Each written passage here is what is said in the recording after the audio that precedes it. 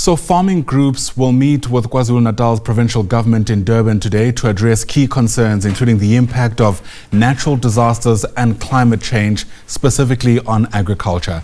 Let's get you the latest on the story. Bring in SABC News reporter Simphiwe Makhanya, who joins us now live from Durban. And Simphiwe, this is quite a far-reaching challenge for many of the people there. Help us understand what's likely to be on the agenda.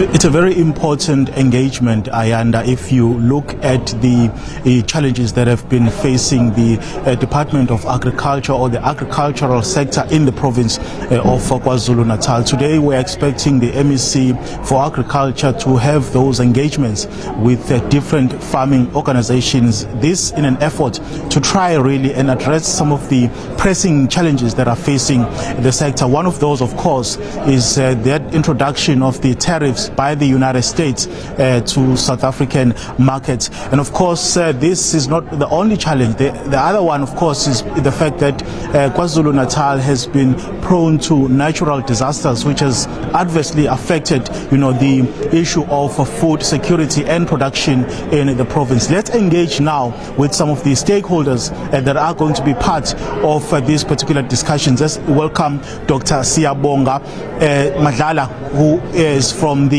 South African Development Farmers Association, to give us a sense really of your involvement in today's program and your anticipations. Thank you so much for your time. No, thank you so much. Thank you for having us, and it's a great pleasure to be actually talking to you about this. Let's perhaps start at the beginning. The importance that, or rather the role that government can play in alleviating some of the problems facing the sector. We know very much that the KwaZulu-Natal, actually the agricultural sector in KwaZulu-Natal is actually a lot to do with sugar cane as well. SAFTA being an organization in the sugar sector, government has been assisting us a lot in terms of changing the trajectory of the sugar industry. We've got a master plan in place which has actually taken the industry upward in the upward trajectory. Now, with Trump actually imposing these tariffs, we see this undermining the spirit of the AGOA, and we are losing what would have been a lucrative market we've been enjoying for years. 24,000 tons now would be at risk that we've been exporting to America. But I must say, we are surviving. We've been surviving the adverse weathers, as you know. The floods have hit us hard, and we've also survived now the foot and mouth disease. Here comes the tariffs. What does the farmer stand to do? But I must say, the department is trying, but it needs a whole lot of support from different sectors as well. What can be done, though, to try and sort of cushion farmers who are facing these challenges as you are outlining them? I think somehow, I don't know who's going to make sense to the likes of Trump, because farming, unfortunately, is a global sector. We cannot stand alone and survive alone as a country. We have to.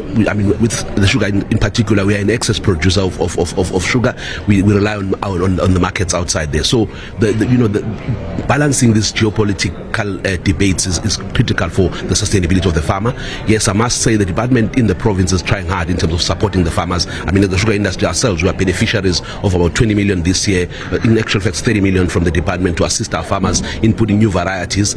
We are an industry that is in an upward trajectory. We don't need any additional challenges now. We've been suppressed by imports, which even this year we've seen quite a surge in imports. We are worried that also undermines our market. But I must say, the tariffs are really cutting across. When you talk about, I'm a sugar cane farmer, yes, but I'm also a livestock farmer. We've just, as I've said, survived the foot and mouth disease challenge.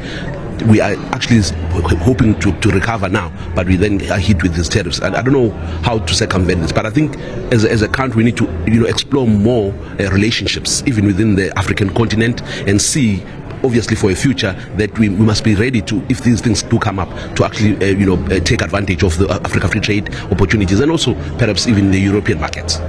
Also, the issue of the natural disasters that have hit this province of KwaZulu-Natal, how intense has the effect has been in that regard? Look, in the sugar sector per se, we've had challenges with even extracting our sugar cane because roads have been washed, and it is not so easy to get government to respond very quickly in terms of fixing that infrastructure. But what the sugar industry has done, we've gone and procured yellow equipment, yellow plant, where we've got our own graders and TLBs to try and at least bridge that gap. As soon as there's those heaters, when you've got cane in the field and it's been cut, you can't afford any delays in extracting that cane. So you need to move quickly. And as an organization, SAFTA, we are the custodians of that equipment to assist our small-scale farmers in removing their crop. But I must say again, we are recovering. We used to have over 50,000 small-scale farmers in the sector. We've gone down to below 20,000. Now we are seeing an upward trajectory of 25,000. We can't afford to lose anymore. We need to grow the industry even more.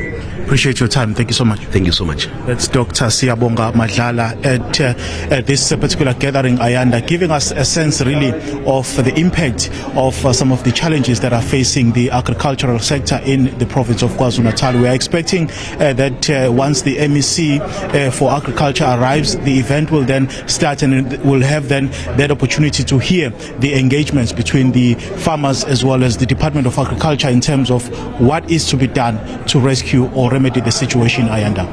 Simphiwe Makhanya is live to us from Durban as these discussions are set to begin.